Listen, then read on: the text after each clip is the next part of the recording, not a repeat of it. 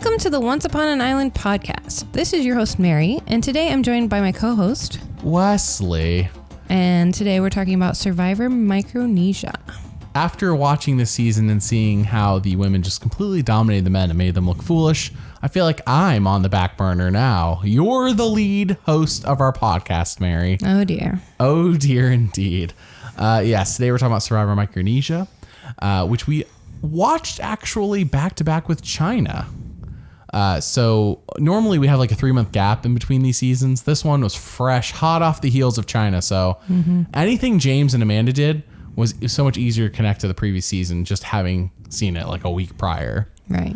But with that, your expectations going into this season, what were they? Yeah, I didn't expect the returning players to do as well. I guess because I'm used to seeing them like one or two on a tribe at a time and not a returning tribe versus a newbie tribe. For some reason, I had it in my mind that like all the returnees were going to go early. Like I did not expect Amanda to get very far. I did not. I think you asked me when Amanda was going to go, and I said before the merge. So. Yeah, you did. And I knew when you said that she was making final two. So. Right, of course. Yeah, the last time I think you personally have seen a fans versus favorite season, correct me if I'm wrong, is basically blood versus water, where one tribe was all favorites and the other tribe was like their loved ones, but it was like almost a fans versus favorites kind of format. Right. Yeah. So you haven't seen the second edition yet, but this one's generally regarded as the better version of fans versus favorites. It's a lot. I think it was good. It was a lot of fun. Yeah, it was good. I enjoyed it. It was very lighthearted for the most part. And then if you're able to access any secret scenes about the season, you see like Kathy crying crying a lot and breaking down. And we learned that Chet actually wanted to quit the game, but production asked him, could you just like get voted out tribal instead? So I think as usually as the storytelling team are, of course the cast, obviously, but storytelling team did their bit to make sure this was a more lighthearted season. Supposedly, this is around the time Jeff was considering quitting Survivor. It was between this and Gabon. Huh. Yeah. After this season, I don't see why, but after Gabon, which in retrospect is a hot mess of fun, but this season I would be like, oh, that was really good. And they switched to HD and everything next season. So this is the last season in standard definition. I know. As everyone I'm sure is aware. But yeah, immediately I got to say this. So this is the last standard definition season. And ever since season 9, they've been doing like this noise reduction crap to the footage, which makes it personally looks worse to me than the first 8 seasons. However, the color grading this season was a big upgrade. There's a lot more vibrant colors, and they're in the same Palau location from season 10 Palau. And so if you put those seasons back to back, side by side, you see it. It's immediately apparent. They're in the same location. In fact, we see so many of the repeating beaches, locations for challenges. And it's just like this season is a lot more green and blue than Palau was. I'm glad you noticed these things. It's so obvious when I'm like sitting here watching these, because it's a full-time job. So I'm like watching them every day. And like we jumped to Micronesia, it's like even from China, what an upgrade. But from the first Palau season, like, wow, definitely an upgrade in color. So I appreciate that. I don't know if anyone else noticed, but I did. But yes, let's start from the very beginning. Everyone comes out to thunderous applause, with the exception of 2 favorite players. Do you know who they are off the top of your head? Fair play. Obviously. No one was looking forward to Fair Play coming out. And then the other one was Amanda. Well, I wondered if that was because no one knew her or because she... Okay. Yeah. And she was definitely not a fan favorite, because this season the cast had only seen, I believe it was like 5 episodes, maybe 6. Oh, no. According to Fair Play, they had seen up through when James got both idols, and he had just been voted out. So I think that was like episode 10 or 11 of China. But Amanda just wasn't considered like a favorite, and people were like, oh, Amanda, yeah, okay. They probably felt like she was, I mean, just compared to some of the other quote unquote giants, she's kind of underwhelming. And this will be more, I'll have this more in the China Secrets video, because I've already did Micronesia and I can't put it in that one. But Fair Play basically says that the cast knew that James was, they had not seen James get voted out with 2 idols. My bad. They had seen him get both idols. But on the beach, the producers told the favorites, hey, we are not going to tell you how James and Amanda did. we don't want to let that affect anything in the season, which I think is a little dumb. Like everyone else got to know how everyone else did. But I think it's more so if China hadn't finished airing yet. So, but anyway, so yeah, James just out loud says, oh yeah, I got voted out with both idols in my pocket.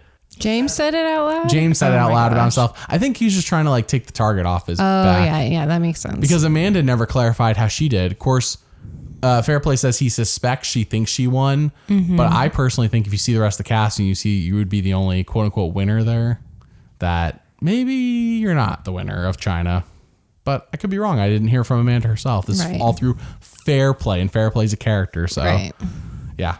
So who knows? Who knows how much I know. I figure the James one sounds just like him. I mean, that is within character. And that's what you should do if you think people are going to target you for that. But oh yeah, be like, I got voted out, like with both idols in my pocket. I'm pretty dumb. Yeah. Like, yeah.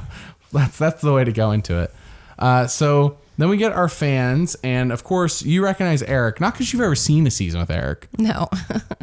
Can you tell everyone why you know Eric? Because you kept showing me that clip of him getting voted out, or I've seen memes of him getting voted out. No, it wasn't me showing it to you. It wasn't you? No. Survivor, in so many different seasons, keeps bringing up Eric giving up the idol. That's true. Yeah, there'll be like flashbacks of him. Yes. The Survivor 40 like retrospective shows this. The reunion of 20, they're like, who's the dumbest survivor ever? Oh, Eric gave away the idol to Natalie, or gave away his necklace to Natalie. And then at the 36 reunion, Ghost Island, they bring out James and Eric, and they're like, oh, look at these two guys who just want redemption from being voted out with two idols for James, and then Eric giving way to Natalie, and everyone's like, Eric, what an idiot. So it's just like constantly, and I'm sure there's more examples of just Eric like just getting just dumped on. Yeah, I knew the lore. The lore of Eric giving away immunity. So I tried playing it off for those listening all season, like, oh, it could have been in Caramoan, because I was not joking with you. He has like the same hair in Caramoan. So that clip you saw, I was just like trying to like hope maybe you'll be tricked. It didn't work. No, it didn't work. There you knew. I knew he was going to make it pretty far, and I knew he was going to give away his idol and get voted out. Yeah. It became pretty apparent. But anyway, so, and of course, by episode 2, you'd already figured out Parvati was winning. But part of that was just because you knew Parvati was a past winner. Yeah. And so Mary preseason didn't know, but I think it only took a couple episodes for her to do the math and be like, oh yeah. Well, and also I knew she won eventually, and this just seemed like a good season for her to win. It was almost like she was in her prime. She had a good cast to play with. Yeah. And nobody was necessarily overshadowing her except Amanda, and I was wondering how that would play out. I feel like Sari was overshadowing everybody on the Favorites tribe. Right, but strategically. I knew Sari, but that never win. She was a big threat, and I knew she wouldn't win. So Sari. Yeah, unfortunately. Yeah. So that's why it was a little bit of a spoiler, but also just it felt like it was her season to win. Sure. So then we go to, let's just start from the beginning. They are like told, hey, go over there. There's idols, necklaces. That I think only works at the first tribal, right? Yeah, it was only at your very first tribal. Yeah. And Jeff's like, all right, go. There's one for each tribe. Eric rushes over there. Does Eric even get it? Because he's like the first one over there, but I don't think he finds it. He's the first one. I don't remember who found it. Whoever finds it's like a non-issue. It's like who cares? Right. No. Oh, right. I remember Kathy found Yaman and Fair Play have like a fight rushing to get it, and Yaman gets it. And somebody had knocked it off the other boat, and Kathy was just like wandering around aimlessly. And Yaman's like, pick it up. It's right there. Pick it up. And so Kathy picked it up. Yeah, because Eric beat them all over there, but he couldn't find it. Right. Yeah. He was the first one out there, which we're like, oh man, Eric beat Ozzy in swimming. It's like such a foreshadowing of how Eric's going to play this game. Yeah. Poor guy. Yeah. Poor guy. By the way, Eric made the logo for this channel. I cannot say that enough. Because every time I say it, people had no idea. And I try to like say it every time that we talk about Eric. But yeah, he made the logo for this channel. So, which will come up later. Not the logo for the channel, just Eric's art. So, they rush for immunity. Yao Ming gets it. Kathy gets it. Not that it matters for either of them. I mean, maybe Yao Ming could have been on the block, considering that he does get voted out second off the favorite tribe. I think Kathy might have been on the block if she didn't have the idol. Yeah, because she was already annoying people from the first day. It's true. She was already like saying, oh, you have fake boobs. I've never seen those. Oh, you're a gay guy. I've never met one. And I know I'm probably misquoting, but that's how I remember it. So Kathy was a nut right out the gate. She's just one of those people that says exactly what she's thinking. Without no filters. Yeah, without a filter. She needs a filter. I know, I've been there. So, and sometimes I still am there. Still am there. Hey, all right. So right away, and this has me suspect, Parvati and James are flirting. Amanda and Ozzy are flirting. And it's like, were these people already flirting pregame?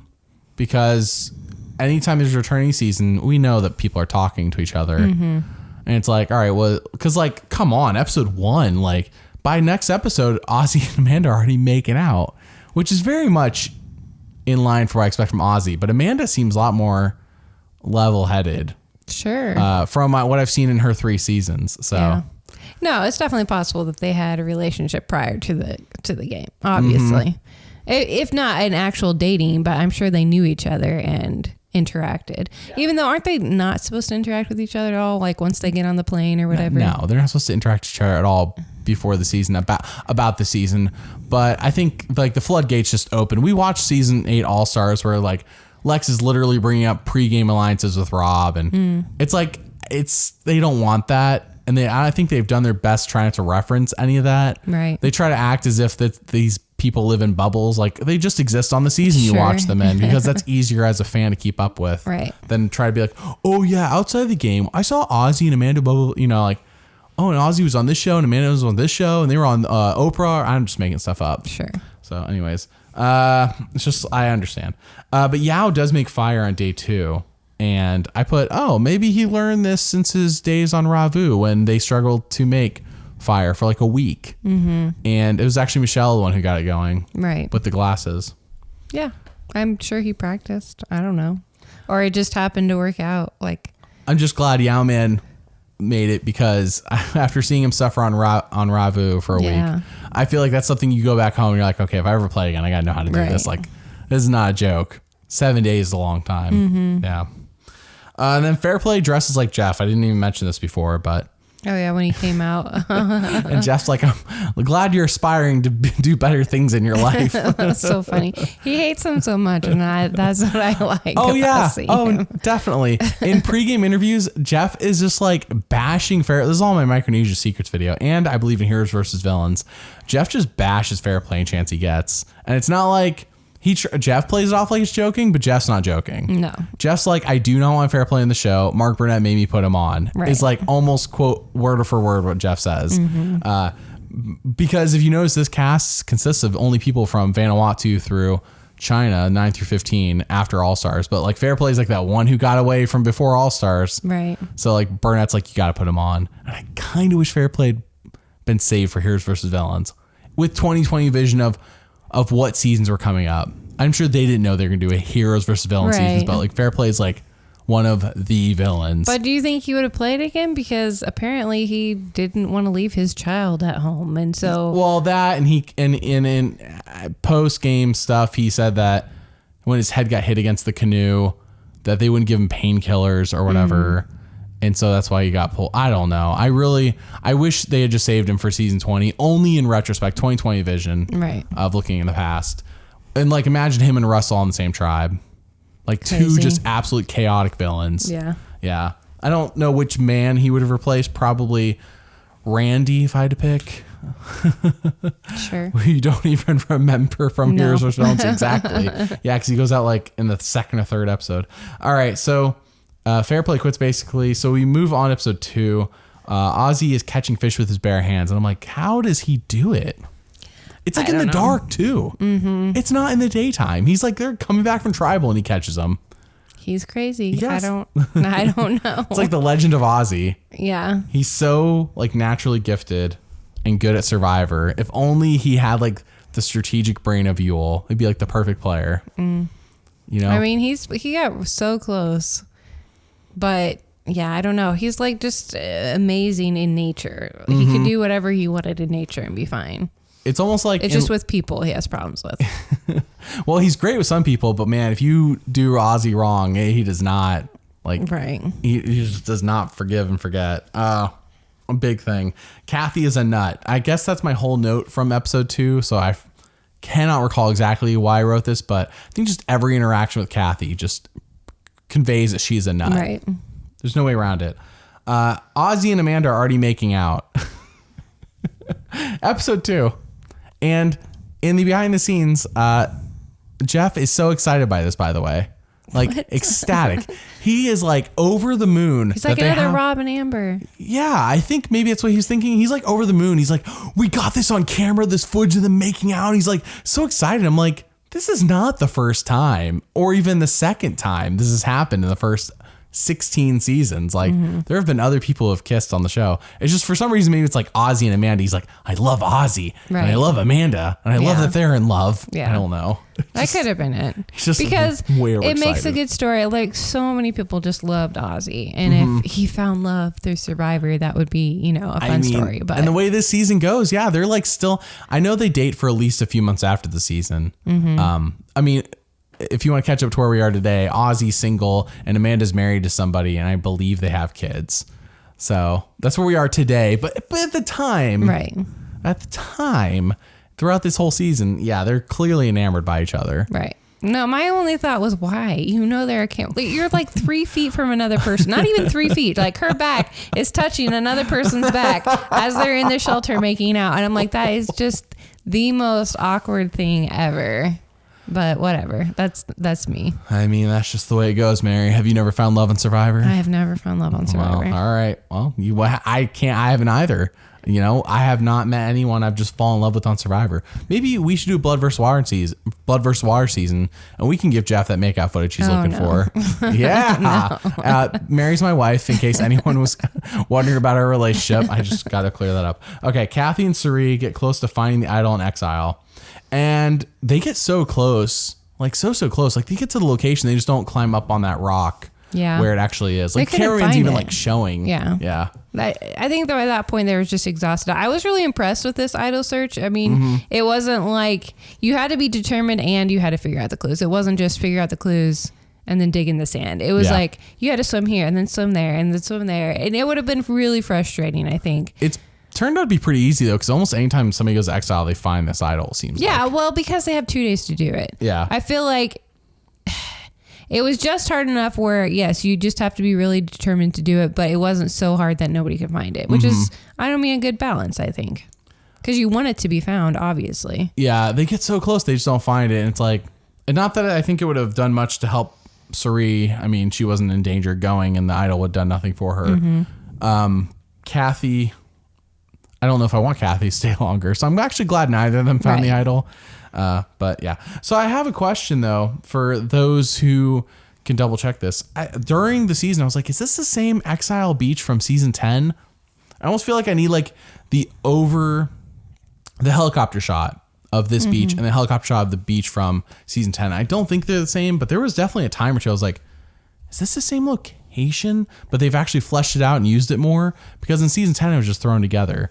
Anytime I saw a location that was familiar from Palau in the season, I was like, oh yeah, yep. Because they even do the one where you put your face up to the grate, like challenge, same exact location from season 10. So many times it's fun when they only go to a location like twice, not when we're in like a modern season and it's just endless amount of Fiji. Like, okay, I'm tired of seeing these. It's more of like oh yeah, I remember this place. It's been a while. So.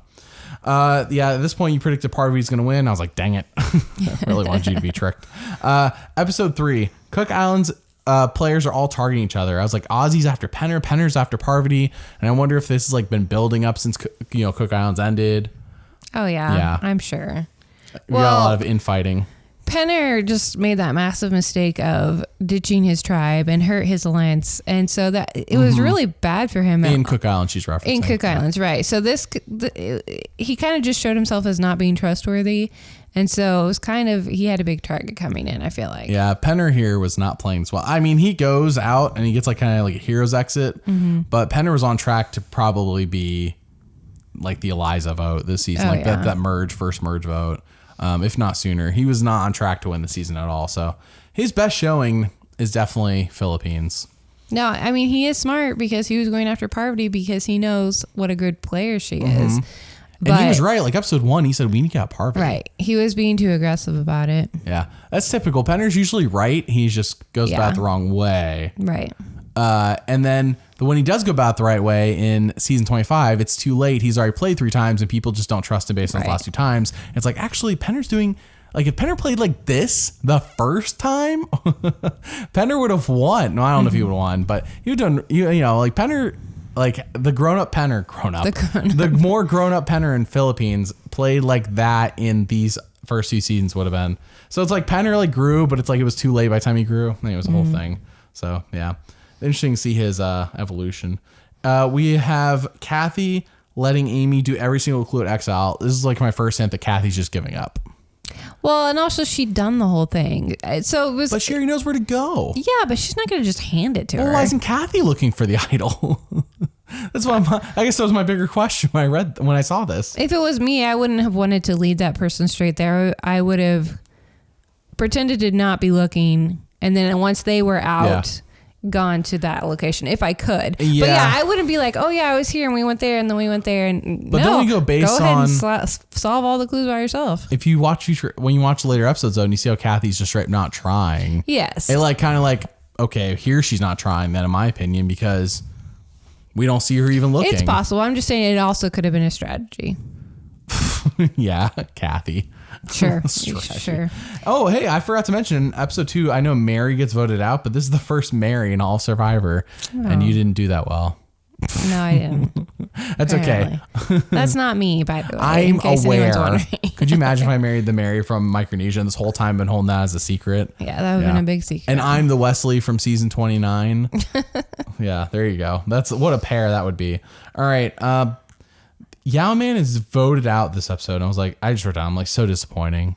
After watching so much Fiji lately, over and over for videos, it's like, man, Yao Man, he was so close to winning that season. Like, he was 1 vote from doing it. And then this season, not even close. But it's like, I think I almost wonder if it's because of recency bias. Like, Fiji was the last season they all got done watching. Like, they all the way through. So they saw how Yao Man got so close. Right. And it's like, and everyone obviously loved him. And I think part of it that didn't help Yao Man's case was when he came out into the beach, he got the loudest cheer out of everyone. Oh, yeah, everyone loves Yao Man. Even over Ozzy, which I was surprised by. So, I don't know. Maybe they were... And wasn't Suri the swing vote on this one?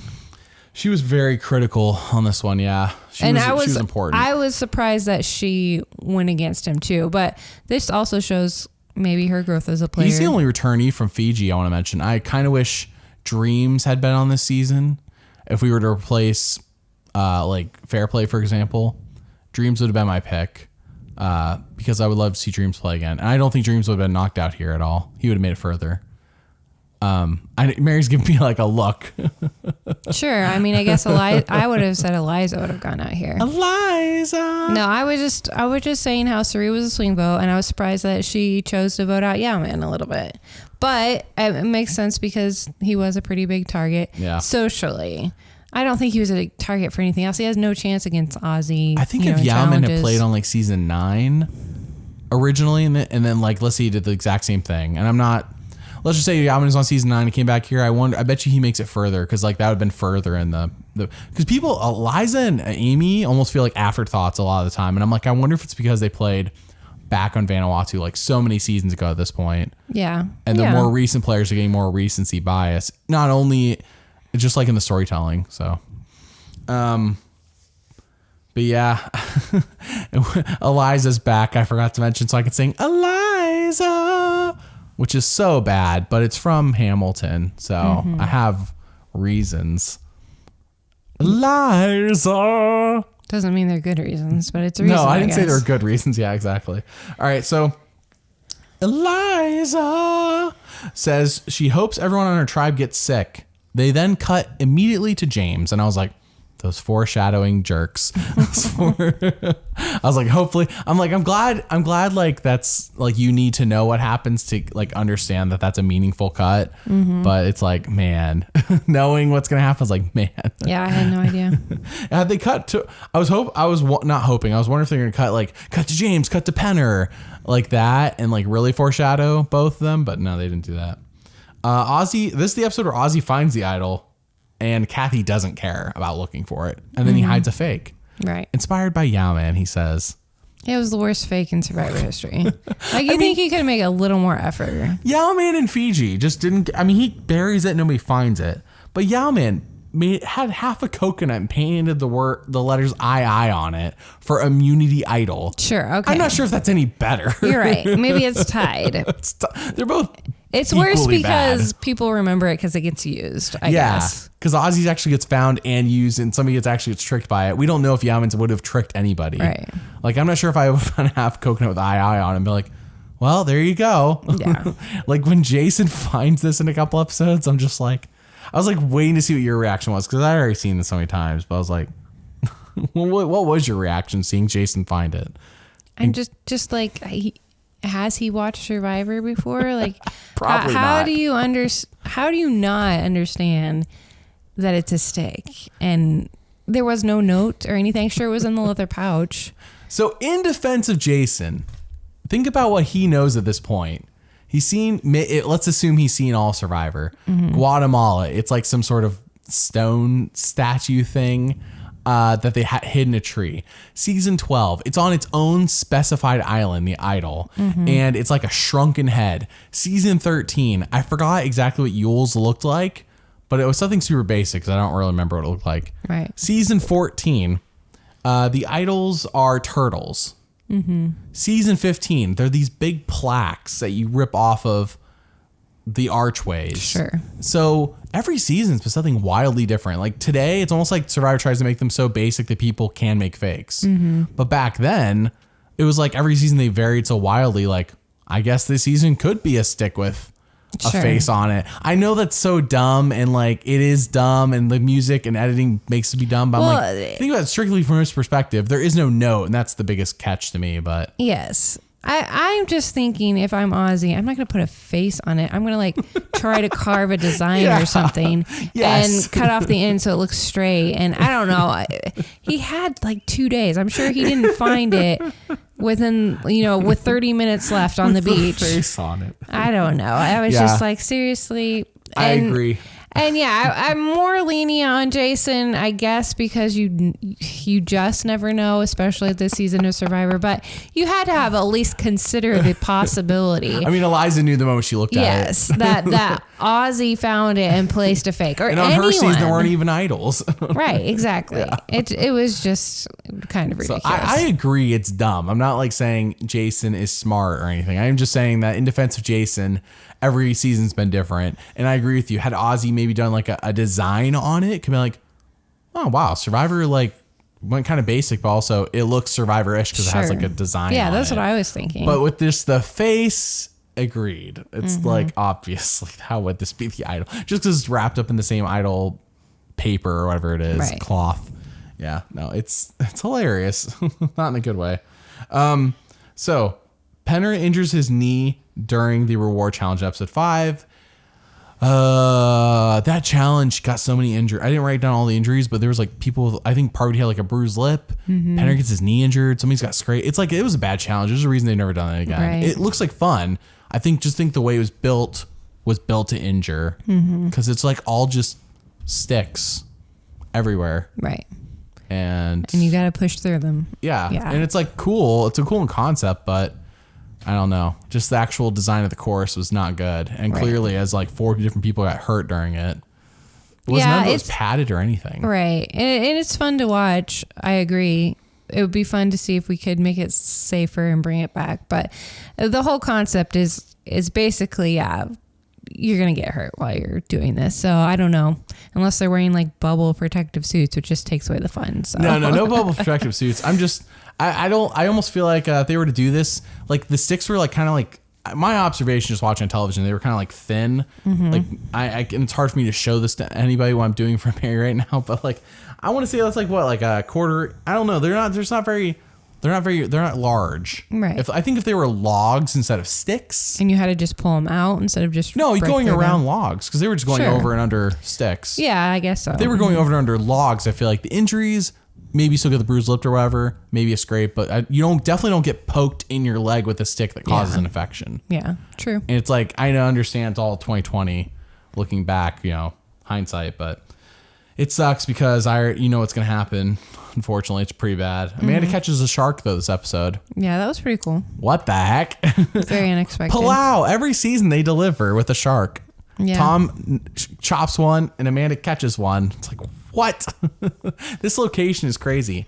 I don't think the favorites are on the same beach as the beach that Karor was on. So this is a different beach that I believe Amanda caught the shark on. It's not the same beach that Tom did. Otherwise, I'd be like, that beach, that means there's sharks. Well, yeah, it just means that area has a lot of sharks. Apparently, Micronesia does. Reward. Oh, but speaking of season 10, the reward in episode 6 is the same guys from Palau, the same fisher guys who come out and teach them how to fish. Except in Palau where they were you've merged, let's teach you how to fish. In this case, just they're the reward. Right. But I thought it was cool. They use the same. I don't know. It was cool. Only because there's only 2 seasons of this location is this cool. Yeah. This is like number 6 of doing this. I'd be like, all right, come on. But yeah, Penner does get medically evacuated this episode with his hero exit. What do you think of Penner this season? Well, I think he'd improved a little bit over the last season. He learned a little bit. He was trying to be more careful. I always like Penner. It's really sad that him as a person, I think would be really fun to get to know and hang out with or whatever. It's just, he is not good at communication, and communication in Survivor is really key. So he says exactly what he's thinking and how he's feeling, and there's not a lot of filtering what he will say or cushioning things. Yeah. And so he's so intelligent though. Yeah, he really the way is. He talks. Yeah, he's very smart. He's pretty sarcastic and funny. So I always enjoy watching him, and I was sad that he was medically evacuated. Yeah. And you can tell it really bothered him. But yeah, so it was sad seeing him leave like that instead of through the game or gameplay. But he wasn't going to make it much farther, I don't think, anyways. So maybe this was better. Yeah, as I said earlier, I think his max potential here was around the time Eliza got voted out. Amy, around that time frame. I don't think he was not going to make it far. Unfortunately, because I do love Penner in Survivor. Chet was supposed to be medically evacuated according to behind the scenes this episode, the episode where he gets voted out. Because Chet got injured as well. He and this is not like something I'd really dig for. Chet just like openly said this on like the next morning interviews he did on like TV. When him and Penner were both on them together, and that's in the Micronesia Secrets video as well. But yeah, Chet's like, yeah, I was trying to get medically evacuated, but they said, let's just wait till we get to tribal and just get you voted out. Yeah. So, which kind of a quit, but not officially a quit. Well, yeah, medically evacuation isn't considered a quit. No, medically evacuated mean Chet wanted to be medically evacuated, not because the Survivor team was going to do it. But he could have just said, no, I quit, I guess. Well, he could have just quit, sure. But I think they just convinced him, like, hey, like, you're going to tribal anyways. It was at the point where they're already going tribal. Right. Like, let's just get you voted out instead. It makes sense. Yeah. So when you watch it, it feels like Chet's a goner. Yeah, that's why. That's why there's not really a second option presented as who's going over Chet. So episode 7, Eric is in love with Ozzy. Well, bromance. But it's kind of a one-way street bromance. I mean, Ozzy does. No, then again, though, Ozzy really likes Eric, too. Yeah, he kind of felt like his mentor, I think, a little bit. Eric's the protege. Right. Eric plays that role perfectly. This whole season, he's kind of a dork. I do want to ask, just like seeing Eric this season, and I know this is way in the future, how do you think he does in Caramoan, in Fans vs. Favorites 2? How many years later is it? It's 10 seasons later, so about 5 years later. It's season 26. Well, I hope he does better. But he gets 5th place this season, so he'd have to get top 4 to be better next time. Okay, well, that's true, I guess. Yeah. Then he probably doesn't do as good. Okay.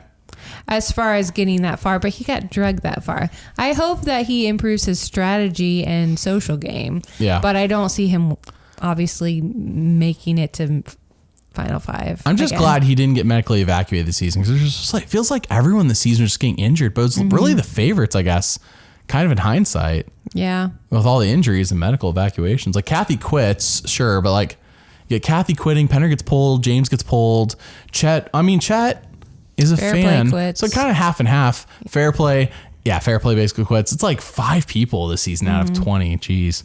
And I said China was statistically the easiest season to reach Final 3, but I don't know. If you just don't get medically evacuated this season, statistically maybe it's closer to China. Right. I don't know. Of reaching Final 3. Oh no, this season's Final 2, so never mind. It's not easier. Kathy quits this episode due to mental health. She had been going crazy the whole season, so Yeah, it seemed like it was really rough on her. I don't know. I know I've never been on the beach. I've never played Survivor, No. so I can't say one way or the other how I would react. But yeah, it just seemed like it was really hard on her. I would sooner get voted out though. Oh yeah, than for sure. Than quit. I would go the Chet route rather than the Kathy route personally. But I think Kathy's the kind of person you're just not going to convince her otherwise. Like even if they said like, Kathy, let's wait to go to tribal. I'm sure they tried. Yeah, I'm sure they did. Episode 8 starts with like Amy, and I believe it's with Sari, but I just wrote down Amy. Amy murdering crab scene. Just absolutely going ape on these crabs. And I was like, finally you're getting Amy content, because she was such a major character on Vanuatu. And I told this you were watching. I'm like, I was hoping for more Amy. I know she doesn't win. I know she was going pre-merge, but I was like hoping it was like a good pre-merge of Amy. And it's like Amy was like hidden for most of the time until the last 2 episodes she was there, is how it felt. But yeah, Amy just so disappointing after Vanuatu. I was expecting more. I feel like it's just because they had a lot to focus on already that adding in an Amy storyline wasn't going to add to the overall. I needed an Amy storyline. I mean, maybe she didn't do as much. I don't know.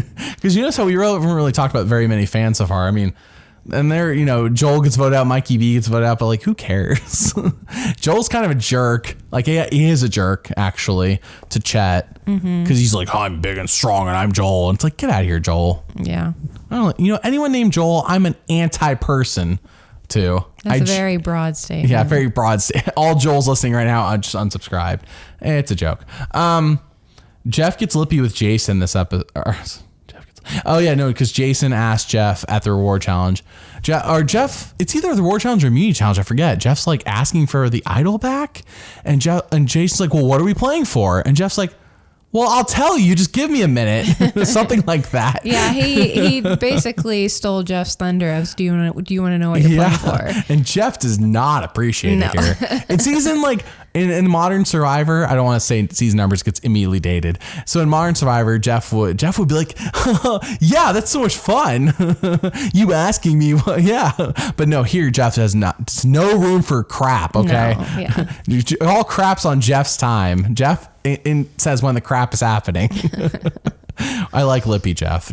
Lippy Jeff's my favorite Jeff. Yeah, I missed that. Yeah. Early Jeff, there's no Lippy. He's actually kind of like kind and nice, and he's not Jeff the way you know him, but Lippy Jeff's my favorite version. Not kind, nice Grandpa Jeff that we have now. Grandpa Jeff's okay. Just not as fun as Lippy Jeff. All right. I wrote down the note of Amy's crying and lying.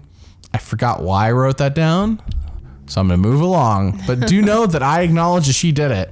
All right. So she gets voted out during this episode too. They really did a larger focus on her here. Episode 9 is The Merge and their tribe name. Can you tell us about the tribe name story? Eric says that the name Dabu means, what is it, love or something? Oh my gosh, I forgot. I think he said it meant love. Unfortunately, we haven't watched this. We recorded this way after watching it for some reason because we didn't have time. So some of this we're trying to remember. But yes, he does. He basically, long story short, is he makes up Dabu to be funny and pretends like it's a real Micronesian word, and it's not. And now Eric uses that. It's like Dabu Doodles is his like company. And that's the company I had my logo done through. So. For the channel. Yeah. I really want to say it was love. I was trying to find it, but I can't remember. Well, it doesn't actually mean. I know, it doesn't actually so it's mean gonna be hard anything. to look up. Yeah. I was just saying, I think that's what he tried to sell it as. Okay. James eats bats this episode for fun. And I think it's just a precursor to the auction.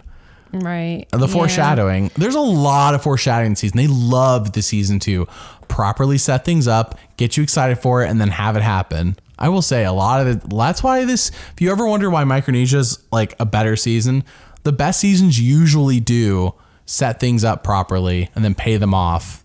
They don't just have things happen. So some of the worst seasons, in my opinion, just have things happen. Well, it's not scripted, so you can't sometimes things just happen and there isn't a foreshadowing. Sure.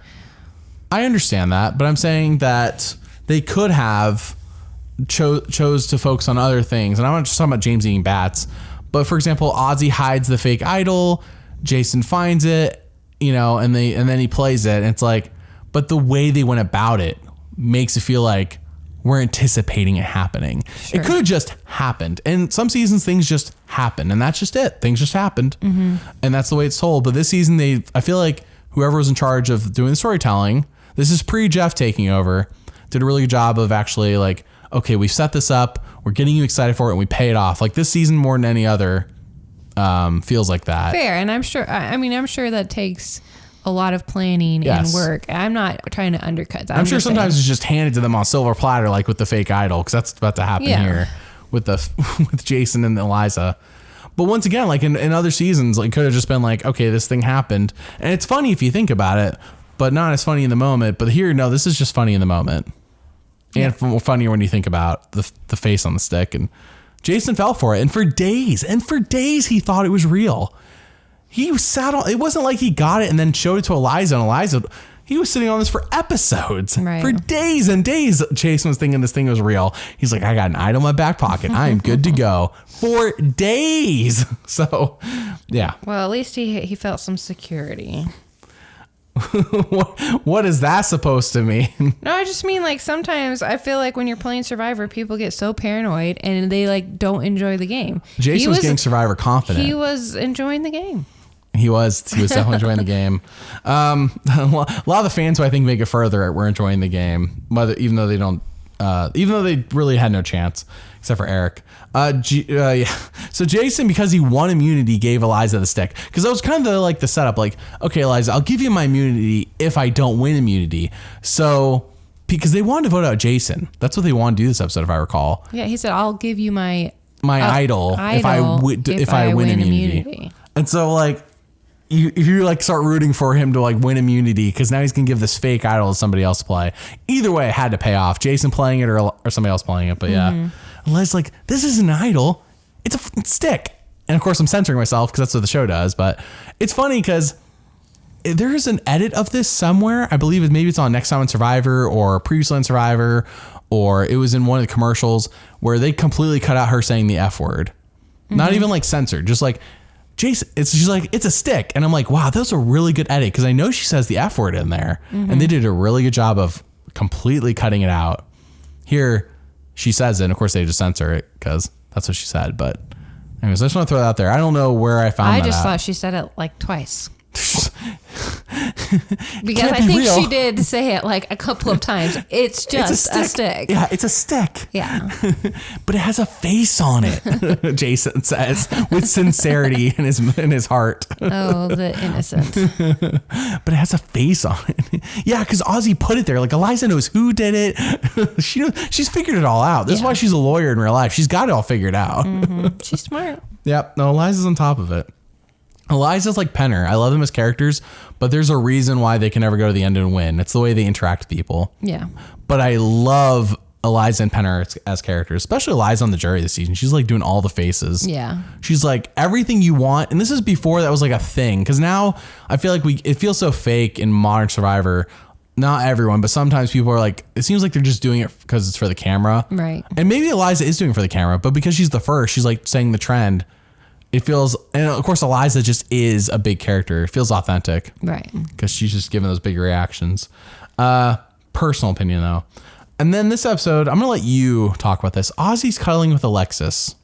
And you were the one who's like, go ahead. I'm going to let you take over. He's cuddling with Alexis this episode. Yeah, I was annoyed because I like Ozzy. And he had such an ego this season. And the way he was treating everyone and the way he was playing the game.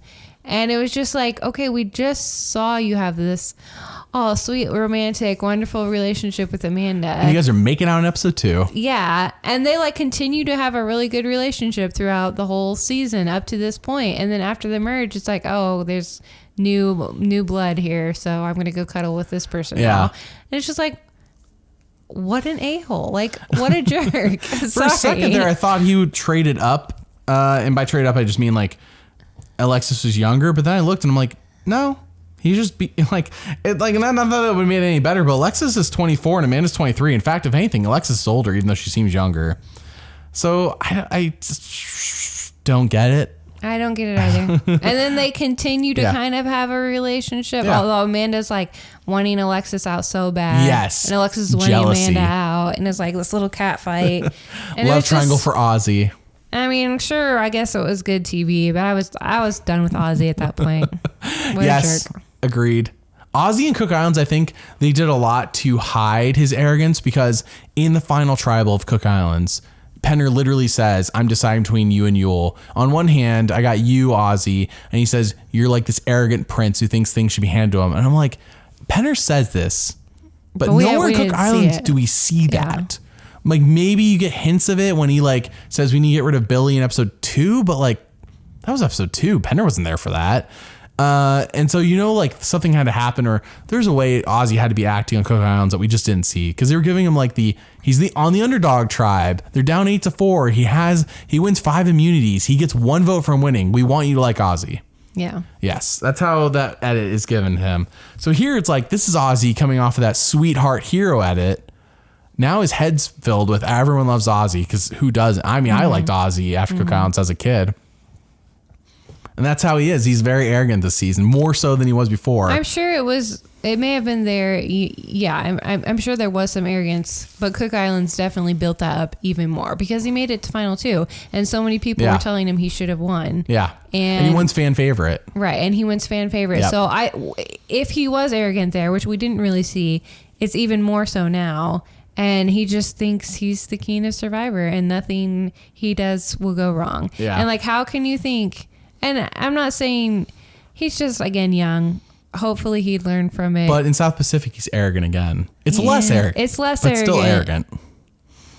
In South Pacific, yeah. Right. And I haven't seen Game Changers in forever. I know he's in that season. I forget if he's arrogant that season, but I know in South Pacific he's still arrogant, because the way he treats like Cochran, for example. I don't know if you remember that. It's been a while, but it's been a while.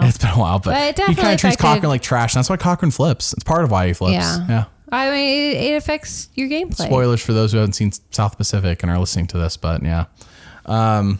There's a guy named Cochran, he flips. There, I said it. All right. But Ozzy's, he's arrogant here, and it's hard to ignore, because he's just, So anyways, he's cuddling with Alexis, which is such a small thing, but it led us to that conversation because I meant to bring it up earlier. So episode 10, Jason gives Eliza a stick. She plays it, though I think she knew it was fake, obviously, before she played it. So I think it's funnier when they don't know it's fake when they play it, because in China, when Jamie played when she was the first person to play Fake Idol, like, she had high suspicions it was not real. Right. She thought it might be, but she knew it wasn't, I think, at the same time. Here, same thing. Eliza thought it might be, but she knew it wasn't. It's not till next season, Gabon, where we'll have the first person to ever play a Fake Idol. And while they will claim all day after the season that they knew it was fake, the show and its edit seems very honest to the fact that they did not know. Mm-hmm. So we'll talk about that when we watch that next time, which I am looking forward to. What a mess. I love that season, but it's a mess. All right. Eric gets sick this episode. Can you tell us why? Episode 10. He wins a reward with, was it Ozzy and... I don't recall who he's with. He's with, I want to say Ozzy and Amanda, but he wins a reward, and they go to a village and they have a feast, and it's really cute. I'm looking at it right now. It's Amanda, Eric, Jason, and Ozzy. Yeah, I forgot Jason, but yeah, I thought it was Ozzy and Amanda. So they win this reward where they go to a village, they have a feast, they get to interact with the people at the village.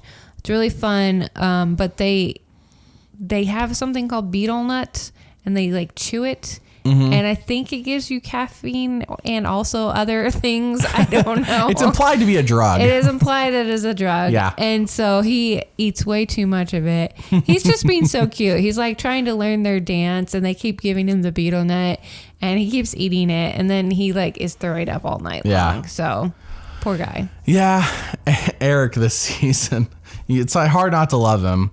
So at the immunity challenge, this is the one where they hold their arm up in the air, and knowing that Ozzy is so arrogant, I believe is the reason Ozzy doesn't stick through with this challenge, and he drops and goes to get food, because Jeff offers like so much food to get this challenge over with, because it is going on way longer, I'm sure, than they wanted it to, because later seasons they'll do the same challenge where they hold their hand up, but they like make it harder. They feel like stand on a platform, or only be on their heels or whatever it is. Whereas this season's like, nope, you can use your arm to help support your other arm, which makes it go longer. Later seasons, they'll get rid of things like that to make it last 15 minutes. And Jeff's like, what endurance challenge 15 minutes is. But no, here it goes like 6 hours. And yeah, so Ozzy drops, and it's just like, that's like the clearest sign that Ozzy thought he was so safe. Ozzy at Cook Islands would not have done that. Ozzy at Cook Islands would have gone for the challenge and won it. Right. And would have been like, yep, I'm safe now. Cool. But Ozzy of Micronesia, it's the difference. Ozzy of Micronesia gave up for food. He would not have done that at Cook Islands. Yeah. So, but he gets blindsided as a result, and he gets the epic, like, when he gets voted out, he does like that turn. Oh yeah. Like he was so betrayed. Yes. So hurt. He's such an actor. He's like, no, I think he genuinely felt very betrayed. Yeah, that's why it looked real. Right. Because he was. Yeah. But he was not acting. It was so dramatic, though. Yeah, it's a little dramatic. I love the drama. And Jeff claims around season 20 that as of season 20, this was his favorite vote out. His favorite blindside of all time. Oh, really? So I doubt that holds true through season 42, but or later, whenever we're recording this. No, it's season 42. We're recording this before 43 starts. So now you know. But anyways, I highly doubt that this still holds. But yeah, as of season 20, Jeff said this was his favorite one. So it's a good blindside. I mean, he was really mad at Amanda and Parvati later on, which I don't really understand because it was the smart move. Like, but Amanda was his lover. Right, but he was cuddling with another girl. Well, that's not why she voted him out. That is why she voted him out. Oh, Mary. Is this insider woman knowledge that I need to know about? This is my woman intuition. Your woman intuition? Female intuition? Okay, well, I mean, to be fair, Alexis does make it further than Ozzy by a couple episodes. So, if she really wanted to just break up the love triangle, she would have voted Alexis, I guess. But no.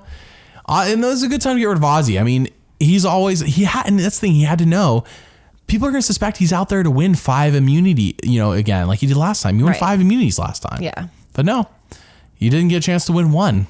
So you got to get him out early. Yep. And then we see that in South Pacific when he comes back there, and I'm trying to spoil anything else about the season, but like people are worried about him winning individual, and it's just because of Cook Islands. Once you do it once, everyone is just worried that you're going to sweep the individual immunities. Even if it's not a rational fear to have, they'll have that fear. So, though that season, I think that is a legitimate fear. So anyways, with Ozzy, I wonder how old Ozzy can be before he's just like not a threat to win challenges all by himself. I don't know. We haven't seen the day yet. If they ever do a Legends season, hopefully Ozzy's on it and we'll find out. Oh, yeah. Yeah. I'd love to see him again.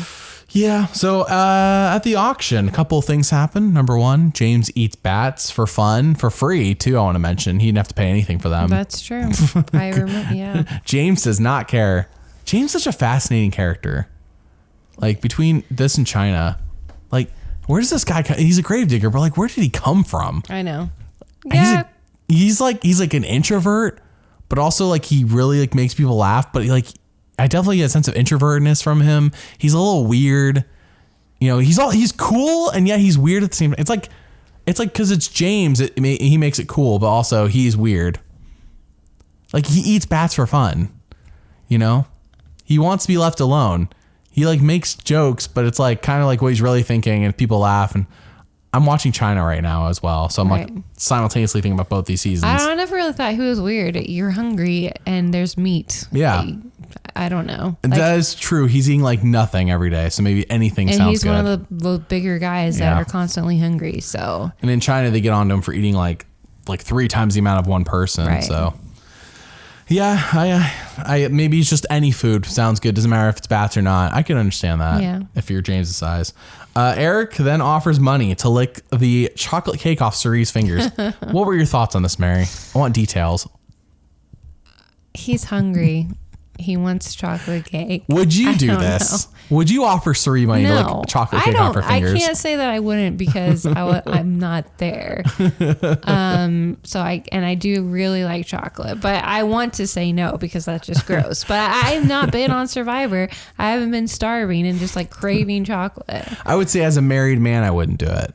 Because he's not married. Well, I want to be clear. As a married man, I wouldn't do it. It was in no way sexual. I would not want you to see me on TV and be like, Wesley, why are you licking Cerie's finger? I'm like, it's Cerie and there's chocolate cake. Maybe I'd get away with it because it's Cerie. But Now, as a single man, I'd be in the same position. I'd be like, oh yeah, Suri, I'll give you like $20 to lick your fingers. Like, I need the sugar. The sugar helps. So anyways, my thoughts on it. Jason is tricked by Natalie because he finds the idol. Natalie sends him to exile almost without thinking when she takes his money from him at the auction. It's a pretty big auction. Sends him to exile and basically gives him a free pass to find the real idol. Now Jason knows what it looks like. And also when Ozzy got blindsided, he had the idol in his pocket. So far idols have actually been a non-issue in terms of vote outs. Right. And see, but then Natalie basically tricks him, and it's almost like the precursor to the Eric thing that's gonna happen a couple episodes. You think Natalie tricking Eric or tricking Jason would be like, don't trust Natalie, but apparently not. Yeah. Because he gets tricked by her to not play his idol. And then Jeff asks Eric at Tribal Council, what does he ask him? If he wants to give up his immunity. And what does Eric say? He said, no, he would be stupid to do He would be that. stupid, he says, to give up immunity. There, oh, I'm telling you, like, I know that the players had to say the things and do the things, but like the show takes advantage of every opportunity they get. So I love it. So the next episode, I think James had already hurt his finger at this point. I don't think we saw how he did it. We just saw that he did it. Like he sliced his finger. He is always constantly working though. I'm sure it's That's said, a pretty but big I don't gash remember. Yeah. in his finger. Just thinking about it hurts. But he's like this very big gash, and it's like almost reminiscent of how Penner like gashed his leg. Right. And James essentially has to get pulled. I thought it was interesting here. They did a confessional with Suri, and Suri was talking about how basically James was like, I got a cut, but it's fine. It's nothing. And he didn't didn't want to take care of it. Suri's a nurse. And Suri's a nurse. But she was just like, so, I don't want to say heartless, but just like, okay, it's your hand kind of thing. If you don't want to take care of it, that's your prerogative. I kind of think that's the nurse in Suri. Like, if you see people don't want to take care of themselves, you don't want to help them. You got so many other people you got to help as a nurse. I guess so. Somebody doesn't want to help himself. It just kind of came across as like, yeah, I knew he was going to get sick, and I was fine with it because that's one less person I have to compete with. But I could be misinterpreting that. Yeah, no, I think Suri's thinking as a game player here, and like exactly, because we'll see that with like Russell Hanson 19, where he's like, if somebody wants to quit, that's fine by me. That's just one less person I have to deal with. Well, yeah, obviously. And like that's like the heartless way of looking at it, and on paper that is correct. And as long as you never say that to their face and never make them feel that you don't care about them, that's good. Because James does go on the jury, and he has like the IV on him and everything, which is just an insane visual that's on Survivor. But yeah, James is like on the jury with the IV, and so, but he never heard from Suri, oh, I don't care about you, or you know, or okay, well, screw you, you know, right? So she just keeps that to herself. Yeah. But I can see James being like, oh yeah, it's nothing, and not like, that is James. You can, if you have a cut, you should go clean it out with some salt water, or you know, something to try and take care of it. Try and wrap it up to keep dirt out of it. Or go ask medical, because medical is somebody you can approach. Right. Even though they don't ever show the players really, they always show Jeff saying, medical, come over here. But like James could have gone to medical and be like, hey, like. But it seemed like he was just like, oh no, it's fine. I'm not going to take care of it. And that's not saying James didn't do that. And they said, no, we can't help you, to be fair. I guess. I don't know. But James does seem like the kind of person who just ignore it. That's what I'm saying. It seems like his personality would be like, oh no, I'm the big tough guy and it's fine. Yeah. And that's just like a warning to anybody who would want to go out and play. Like, make sure you're not being stupid like that. Like, take care of yourself. I think Survivor gets a lot better after the season about infections, and you'll see that's true. People randomly all of a sudden will have like a bandage across like their shoulder, or they'll have like their knee wrapped up, because Survivor, like, it happens this season, and it's almost like Survivor, like, okay, we need to not let this happen again, because so many people quit the season, get injured, whatever, that they are forced into having a final 2 this season, when I'm for a fact this had to be a final 3. Right. And it screws over Suri, and it's just like, it's for the integrity of the game, you know, it's more about the game than it is about the actual survival. And survival is like the backdrop to the game. And so, well, that's it. Sorry. No, that is interesting, because if James hadn't quit for medical, would there still been a final 3? I think James is the straw that breaks the camel's back, because he's the last person who gets, because you have, if you think about it, we go back, we got Penner got pulled against as well. We still got to vote out that episode. They started the season with 20 people. They had their wiggle room, but they lost their wiggle room. Kathy quit. That's number 2. of who goes. Fair Play was the first to quit. That was first. Fair Play got voted out though. I'm sorry, we're talking about strictly like episode count. Sorry, you're right. Episodes where they had 2 people go out. We have Penner and you got Kathy. And now with James going out, and they still voted out somebody this episode. Yeah. They had to. That's 3 episodes where they had double eliminations. And I'm sure the show only had planned like a legit like 1 or 2. They didn't have to do any double eliminations like they normally do. Right. If there was a 20-person cast and nobody quit or was pulled, this would have been straight up.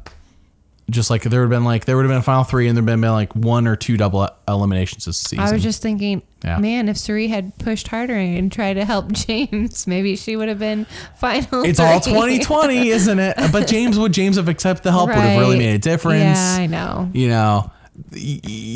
And like, could Suri have stopped Kathy from quitting? No, she was not. I don't think she was on the same beach. I forget. No, she was. It's just like, it's all 2020. We don't.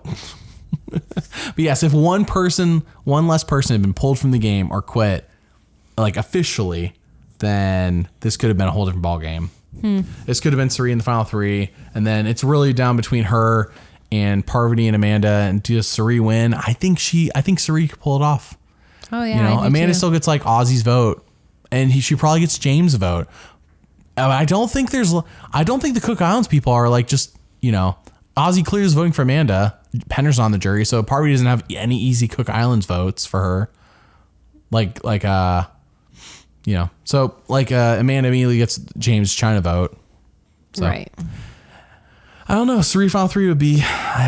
We'd really have to think through the jury and like what they thought about each other. But I think Suri could have pulled it out, or it could have been a lot closer.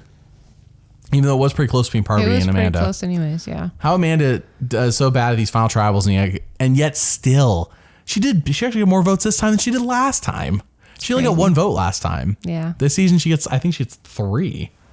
Yeah, it's 5-3. Amanda's literally 1 vote off from making this a tie. Like, holy cow. Well, she's pretty bad at tribal. and she's bad, yes. So we go to episode 13 and they're doing a reward challenge where it's like, we're going to ask you questions about things that happen in Survivor. And these are like basic major events. Even Mary knew the answers. And I mean, my Mary knew the answers of questions to seasons she hadn't even seen. I knew most of the questions. Mary knew, but you knew questions that you hadn't even seen, Marquesas. And you like knew the answer to that one, for example. I don't think I would have done well though. I remember the seasons, but I don't necessarily remember their names all the time. And they had to know the name of the season. To be fair, Parvati knows absolutely nothing. Oh, it was clear she had like never watched Survivor. She has not watched any Survivors since before the first season she was on, and it was so obvious. And I was like, no one else that really stood out to me like that. Clearly, Eric was a super fan because he nailed this thing. Yeah. That was fun. Anybody who's listening to this podcast probably would have nailed it too, because these are like basic. Like this is. I wish they would do more quizzes like this. Though I like this. I wish they would do these on like maybe even just if it was just on returnee seasons, like just one. Just time. Not really fun to watch. Because they do it on All Stars, and it's not. I like both the visual of this logo. It's kind of like a nod to Survivor history. Oh yeah, obviously. And All Stars, they just like have like a pen and paper, or not even that. It's not visually interesting. Here, it's visually interesting with the wheel. Okay, I mean, we got different pages on this one. No, I agree that it's more visually interesting than pen and paper. Yeah. Yes. I'm just saying as a challenge, unless you're a super hardcore fan who's like, oh yeah, I know the answers to these too. They ask some basic questions. Sure, but your average watcher is going to be like, oh, this is not an interesting challenge. It's not as fun as having to swim out and do a puzzle or whatever. In my opinion. I mean, I would love a switch up from swimming out and doing a stupid puzzle. I know. And this is such a cheap thing to do. But anyways, but when they ask, like, what's the first season that had 4 tribes and Parvati puts Cook Islands, and obviously Serena's the answer. It's Exile. She was on it. But it's just like, that's when it clicked. I was like, Parvati doesn't know anything pre-Cook Islands, I'm pretty sure. So, yeah. Probably not. Yeah, yep. That's your eventual winner there, folks. Suri comes up with the idea to trick Eric, though. Can you talk through this Eric trick? So this episode, I'm like, why is Suri not winning this? Because she seems to be kind of the mastermind this whole time. Mm-hmm. But anyways, yeah. So the whole idea was... You didn't know there's a final 2. I didn't. Yep. You're right. The whole idea was to have Eric give up immunity so that they could vote him out. I mean, that was the basic plan. But her reasoning for it was to try to convince Eric to do this, they had to let him know that, their trust with him was broken. And the only way he could regain their trust or regain respect in the jury was to give up the immunity necklace and vote with them, because he had been with them this whole time, but then he'd backstabbed them on, I don't remember what vote, but the Jason vote, whatever vote. And so in order to get back into their good graces, because, the jury just thinks he's scum. The jury's just going to think he's, doesn't keep his word. And they really played on the fact of like his honor and respect and all of that. And it took, you could tell when they brought it up to him as an idea, he was like, I don't know. But for some reason, they got it to sink in somehow. Well, I think it was a big part was Amanda guilting him. Yeah. For so long. She's like, Eric, you got to prove yourself trustworthy. And it's like, she got in Eric's head and Eric got in his own head. Mm-hmm. And it's like, reality is Eric you just need to win out. Because I know he doesn't know that, but at the final two, he goes up against someone of his choice, hopefully not Amanda, though maybe Amanda still blows it. Yeah. Eric could have won this thing. He just wins out on immunities, which he is very capable of doing against this cast of people. Like this was not, Sari is not going to win immunities. Right. Because he was super likable. He was really good at challenges. He just wasn't a good strategy player, obviously. So yeah, I mean, they worked and worked and worked him, the poor guy, and he had no idea he was being manipulated so hard. And yeah, he gives up his immunity, and they immediately show every single vote dumping on Eric. Like Parvati's like, you're the dumbest player ever, like ever. Like Parvati, you don't know anything pre-Cook Islands. Get out of here. But that's not the point. The point of the game is to interact with the people around you and win, outplay, outlast. It doesn't have anything to do with past games.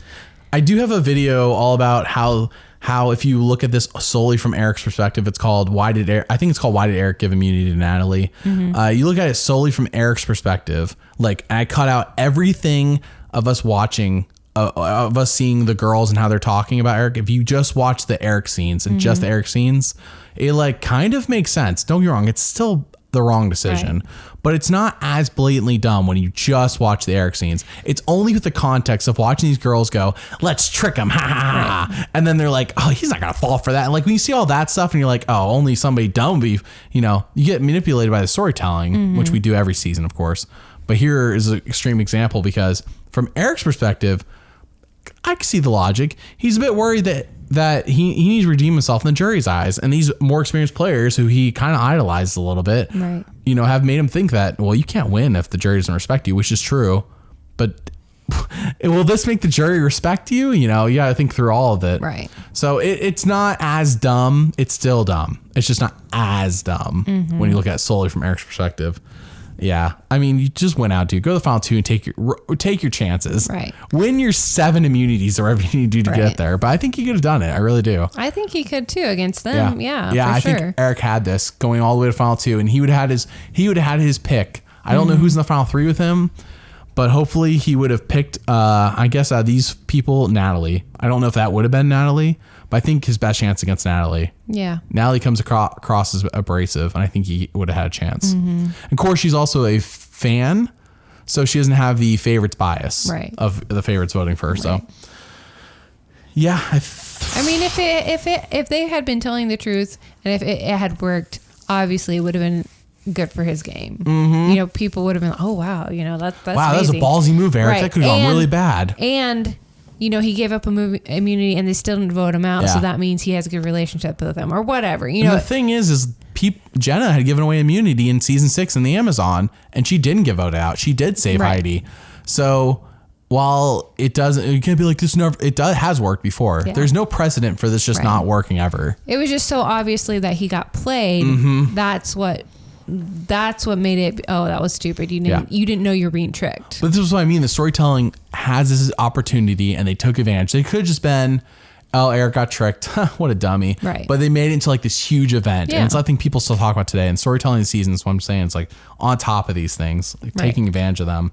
Even purposely making sure we focus on things such as, I'd be stupid to give up immunity. Yeah. Instead of being like, no, I'm not giving it. Like they could have Jeff asks this every time, and for some reason, like, you don't notice it until it's. I would be stupid to give up immunity, big ones. So, all right, we go to the finale.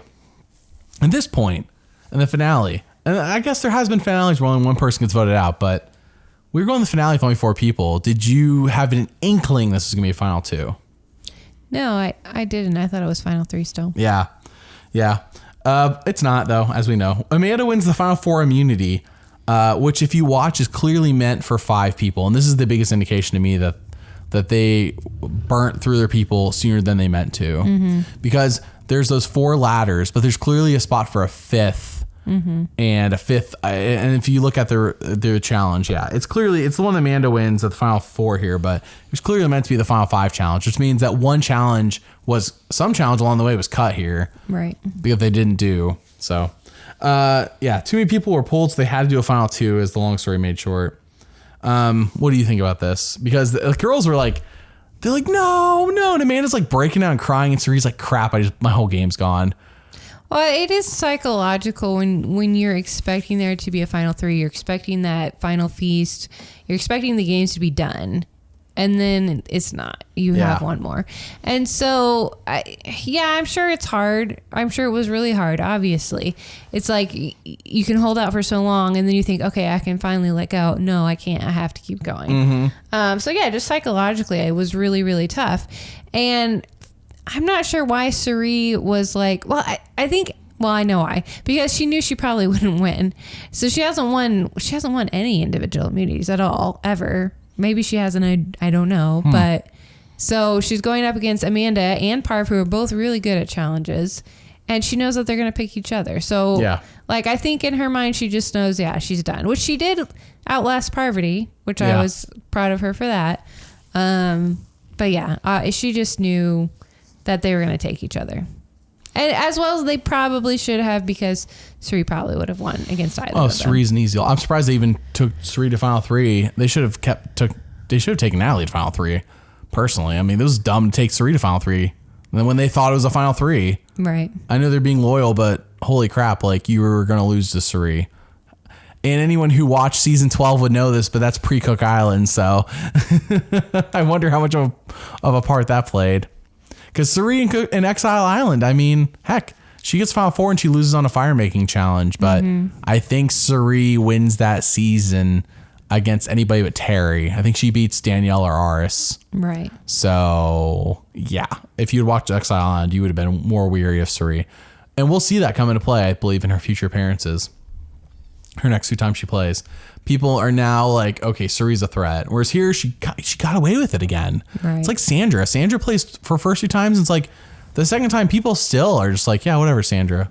Even though Sandra had won, people are still like, whatever, who cares? Right. Yeah. Suri had that happen to her here. So what a lucky draw to have that happen. It's good gameplay too, though. I put on that final immunity challenge, Amanda, you noted how she switched hand positions when they were holding up, because this is a challenge that we've also seen. We see in later seasons, like notably Philippines and Ghost Island are the ones that I recollect, because they're huge moments when the person loses those. But here it's like, and again, it's a huge moment because Suri loses it to Amanda. Like, Suri was right there. Right. Could really Eric have won this? That's the question. Like, Eric had to win all these to get to the end. I think this is one of those that's like more fair, because it doesn't necessarily have to do with strength or anything like that. It's not pulling up buckets of water and running up a ladder. Right. And, It really is just kind of mental and determination. And anybody could have won it. Suri could have won it. Eric could have won it, but Amanda won it. Yeah, she switches the hand positions though, and I want, like, didn't you say it works like, I know when we were watching, you're saying like that uses different muscles. Yeah, I was imagining it was, giving a break to some of your muscles, because you're not, you're straining back muscles versus you're straining the front muscles of your wrists. So it was like giving a break every other turn. Yeah. But and therefore it gives her a better chance of winning. Right. If that's true. That was just my guess. Yeah. And I didn't notice Suri or Parvati doing that. So who knows? Maybe it helped her. Maybe it wouldn't have helped somebody else. I don't know, but it worked for her. Yeah. So at one point, Parvati tells Amanda, and I think this is at the final 3 when Amanda won immunity. Parvati tells Amanda that Suri would be easier to beat. Why? Why would Parvati tell Amanda that Suri would be easier to beat? Not only is that incorrect, but Parvati's trying to get to final 2, is she not? Right. I really think Am I missing something? I really think that this was just, it shows Amanda and Parvati's relationships. They really were best friends working together through this whole game and did every single thing together. And I think she just knew she was safe and that Amanda was going to take her. Mm-hmm.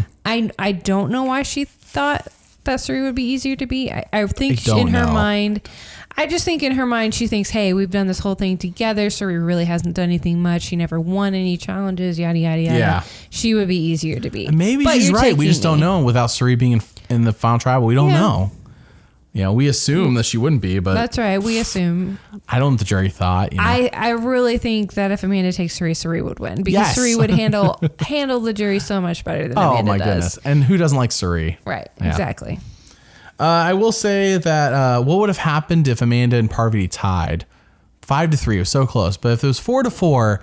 So as we see later on in season 36 Ghost Island, they break the tie by having the final 3 person who didn't get any votes that season broke the tie and picked the winner. But this season there is not a third person. Mm-hmm. Who is the tiebreaker this season? They set themselves up in a weird position here. There's 8 jurors. There's 2 people to vote for. We were so close to a tie. We were 1 vote off. Thankfully there wasn't, I guess. How would they have broken the tie? I just assumed they would have picked the person right before the jury and had them come on. I don't know. I can't think of who it is. To break the tie? Yeah. You think they would have pulled Amy? I think Amy was the last one before the merge. Yeah, why not? Oh, I don't think so. I really don't. I would hope not, because at this point, anybody who was voted out pre-merge is on a trip somewhere else in another country. Mm-hmm. So they would have pulled Amy in from another country. Are they going to do a fire making challenge? I don't know.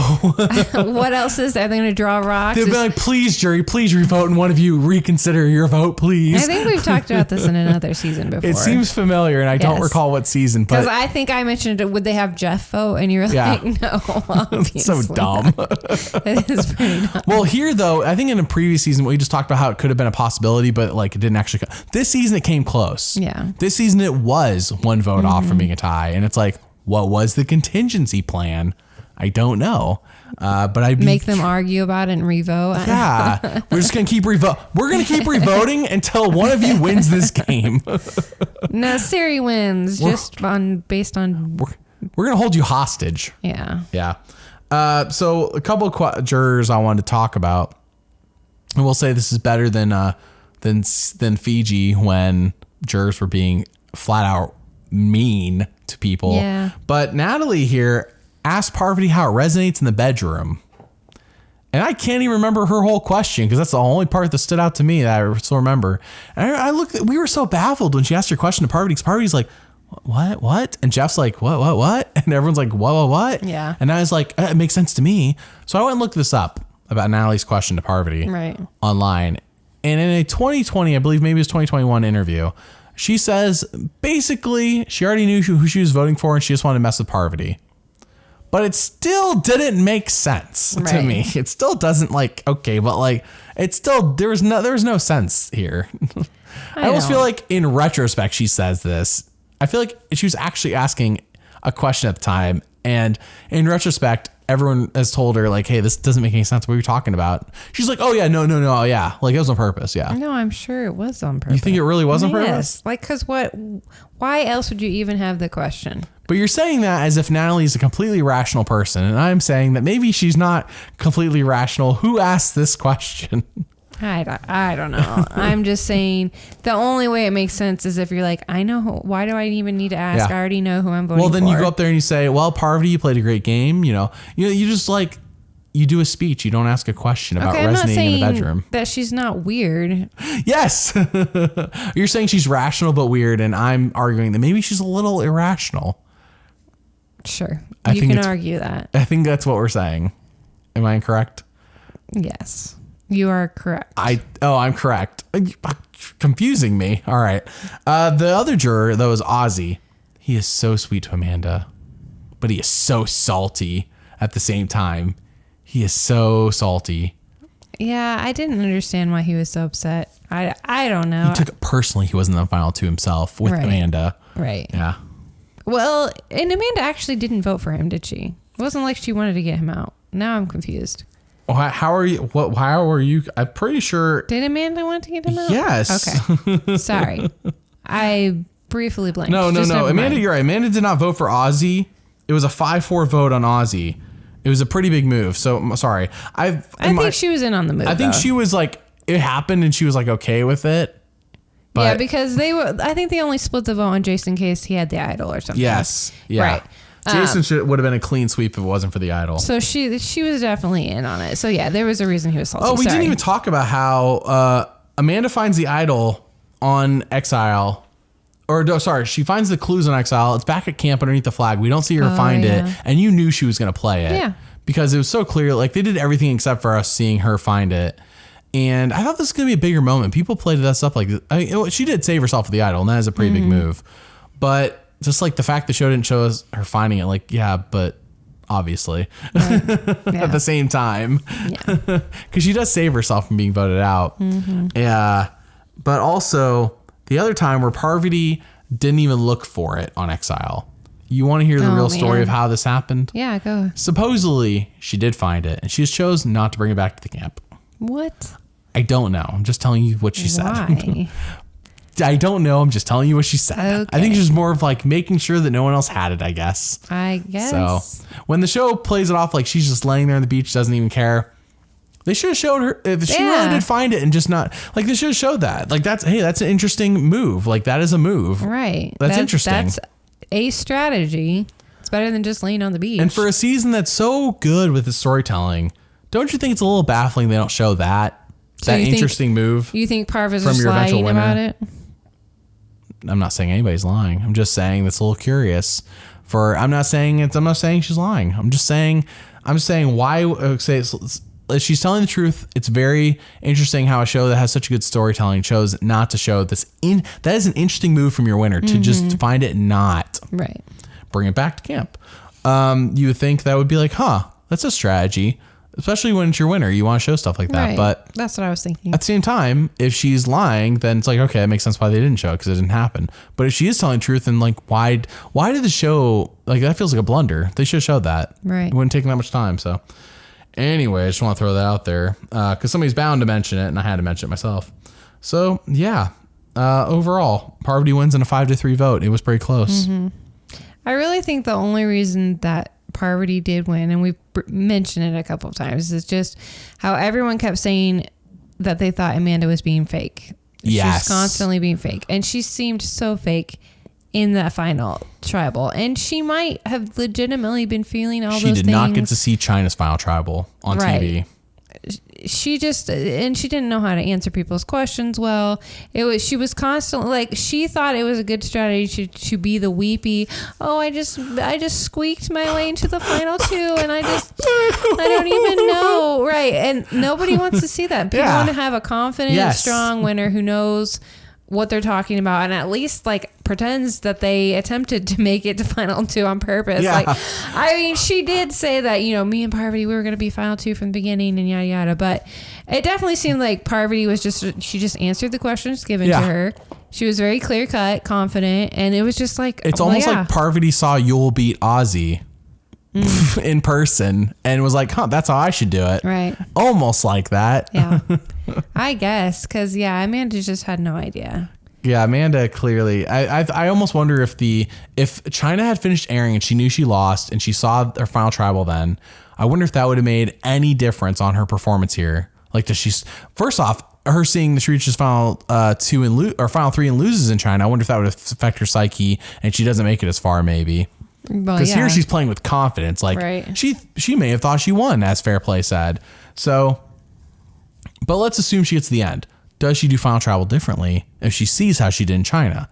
Because does she learn from her mistake? I don't know. I don't know. We'll never know. We will literally never know. All right. So you ready for some questions? Mm-hmm. All right. On Patreon, I asked you all for some questions. And here we go. Lindsay asks, the pregame for favorites. What could have happened if Johnny Fairplay didn't give up so soon and if Penner wasn't evacuated? I feel like the game could have had a different outcome if these two players were still in the game or replaced by other favorites. I guess let's roll with what happened if Johnny Fairplay didn't just give up. Was he still on his way out in episode 1? I think he still would have been on his way out. Yeah. Just because people just despised him. So I don't think that would have made a big of a difference. If Yao Ming wasn't available, clearly Yao Ming was a target because he gets voted out immediately next episode that he's available. So the only thing that really may have changed was Penner staying in. But again, we talked about how he had a big target on him too. So. I feel like Penner was an early merge vote. Right. Yeah. So I don't know if it would change that much, except to maybe make an actual final 3. There would have been a final 3 instead of final 2. Which could have affected the if outcome. Penner doesn't get pulled. Right. Yeah. It's true. I feel like we were just one person off from having the final 3 like it was supposed to be. And I think the show had planned out a couple of double eliminations. Or maybe another episode. I don't think another episode, though. Usually it's pretty locked in on how many episodes they get. So next question is from, some people are answering questions to other people, so that's not what I'm looking for. Blah, blah, blah. There we go. All right, Giovanni asks, is Penner actually untrustworthy, or has he been unfairly stigmatized in his legacy as a rat in the game by players? I think if you're in an alliance with Penner, you know you're in a loyal alliance, and he's going to be loyal to you. However, he put the target on his back by flipping on his own tribe the first time he played. So it's really hard to live that down. If he never did the mutiny, is he still considered a rat? That's our question, I think. Yeah. But he did it. So he did. You can't say he didn't do it. Yeah.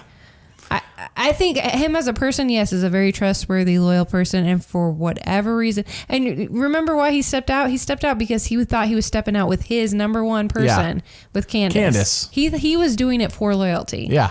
He had no idea Candace. And because he didn't feel like the I-24 were going to, he wasn't going to move up their ranks at all. He thought he was 5th or 6th. So unfairly or not, he made a really bad judgment call, which caused him to lose trust with a lot of people, and it had way later effects. And he thought the other tribe was going to be more accepting of him, and they should have been, by the way. That was weird that they weren't. Considering these are free people to vote out, you should treat them with oh, welcome to our tribe, so we can vote you out next. Nothing like that. They were all like, why did they flip those flippers? Yeah, they were annoying. They just gave you numbers. Anyways, that's Cook Islands. Yeah. I think he's been unfairly stigmatized, but at the same time, he did put it on himself at the same time. So yes and yes. It's unfairly, yes, but also I can see how people came to this result. Right. It's not unreasonable. It's a reasonable, unfair stigmatization. I hope that clears everything up. That makes everything super clear. Anthony says, Ozzy said in an interview with Rob that Amanda had actually planned the blind side for Ozzy. Right. And Parvati willingly took the blame. I think this changes Amanda's reputation as a whole if this is the case. What do you think? I don't think that's the truth. Yeah. But then again, I think Ozzy's probably more in the know than I would ever be. Yeah. Considering he was literally putting his tongue in her mouth. It makes more sense, like I said, because I think Amanda was pretty jealous. And also, it's just the strategic move to make. And Amanda's not dumb. So I believe it. I don't know what difference it makes, though, really. Yeah. Because it makes Amanda look more, what's the word? She looks cooler, I guess. So she's like, I had a boyfriend and I voted him out. But in this case, she didn't vote him out and she let Parvati take blame. It's like, but the thing is her letting Parvati take the blame kind of fits her character this season. So I buy it. Yes. But at the same time, if you told me it wasn't true, I'd be like, okay, yeah. I believe both sides. Right. This one side is not like, oh no, there's no way. Right. Yeah. No, I could definitely see it. All right, next question is from Laura, who asked, this season is remembered for the epic blindsides of the men. But if Ozzy, Jason, or Eric played an immunity idol, would we remember the season? Had they not been voted out with idols in their pockets, or had they not just given up their necklace? I think the answer, Laura, is we still remember this season. I think what she means maybe as fondly as we do, because this is considered a top 5 season by most people. Right. Well, yeah, it makes it more iconic. Let's look at this. Okay, so let's say Ozzy plays his idol, right? Who goes out? Jason. Well, Jason goes out next time, so that's fine. Right. Yeah, Ozzy just means Ozzy's going to get blindsided. Ozzy's going to get angry and go for a winning immunity challenge, but Ozzy's neck is on the line the rest of the game. There's a reason Ozzy gets voted out when he does. So, okay, so let's say Ozzy doesn't play his. Jason plays his. Instead, we have James go. Well, let me tell you something. James gets medically evacuated not but a day or two later. So once again, it's almost like they could play their idol, but does the order really change that much? It's still Ozzy, Jason, James, right, in a different order. You know, right. James just gets voted out instead of pulled from the game. I think the biggest thing though with that James one, if Jason did play it, James gets voted out and Jason's still in the game. Once again, we have a final three. Mm-hmm. We're always so close to having that final three, like we should have. And then you get to Eric. I think Eric's the biggest one. If he doesn't give up that necklace, and let's say he does go to the end, and let's say even if he loses or wins, I still think this is a top tier season. Yeah. That moment happened, sure, but like this season will still be top tier. Mm-hmm. I agree. Because he gets to the end and he loses, or if he gets to the end and he wins, if he wins, amazing. Mm-hmm. But if he loses, it's like, okay, but he probably lost to like Suri, Amanda, or Parvati. Right. And like, I'm okay with any of them winning. I mean, Amanda winning would be like, I guess she learned from China. Is how we'd all look at it. Right. She learned her lesson from China, but yeah. So I think it's remembered fondly for different reasons. And I think the order of those three men going out doesn't change in terms of James, Ozzy, Jason. Mm-hmm.